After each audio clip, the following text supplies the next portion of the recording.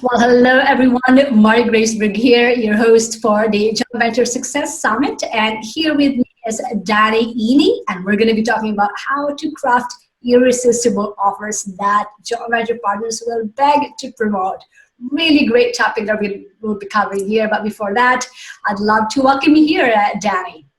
Thank you very much. I'm really excited to be here. Thank you, everyone, for taking the time to hear what we have to say. We're going to try to make this interesting.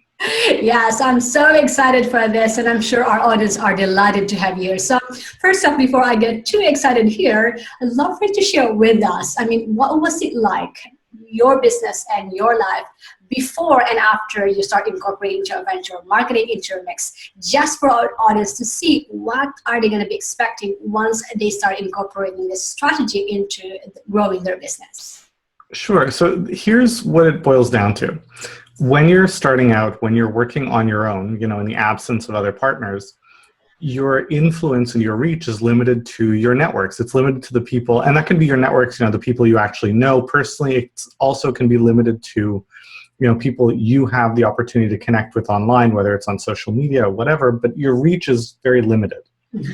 When you start working with joint venture partners, and it's not about working with them in a very transactional way. It's about building relationships where they feel comfortable inviting you to share their platform, either literally or figuratively. Mm-hmm. You have the opportunity to get in front of people that other people have already built relationships with. So it's a multiplier. Now, I'm always hesitant to say, before I did this, my business was here, and after I did this, because I do a lot of things, right? So to say that everything that we've done boils down to this one thing, it's always misleading. When people ask me, what's the one thing you did to achieve success? I said the one thing I did is look for more than one thing. So just, with that being said, though, when I started out, I in 2011, I started this business. I had no traffic, no subscribers, no relationships in the industry. And I spent the first year or so really cultivating relationships. So I was doing a lot of guest posting, a lot of writing for other blogs, which is a way of getting your foot in the door, showing people that you're serious, that you have value to add.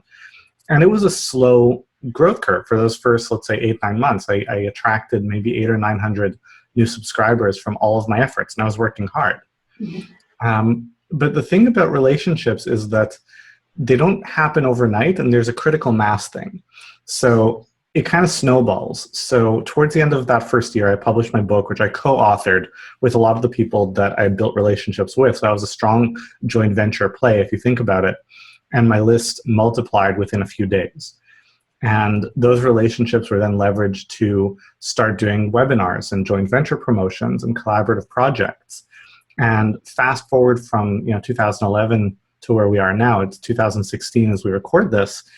And, my community is about 50,000 and change people, wonderful people who are doing great things, and I'm excited to be supporting them to achieve those great things. Of those, we have many thousand students. We've grown a multi-million-dollar business. We're currently at a run rate of between 4 and 5 million a year. 27 or 28 people on the team. And yeah, it says something that I'm no longer involved in every hiring decision. So I'm not even sure if it's 27 or 28 right now. So we've grown a lot. Now, of course, joint ventures have played a huge part of that. And if we didn't have good offers, if we didn't provide good value to our audience, if I wasn't able to attract good people to work with me to make this all happen, it wouldn't. Joint ventures are not a magic bullet that in the absence of everything else will still work. But if you're willing to do the work to create great things that joint ventures will be happy to support, and when people come to you, they're going to be happy with what they get, it's an incredibly powerful lever.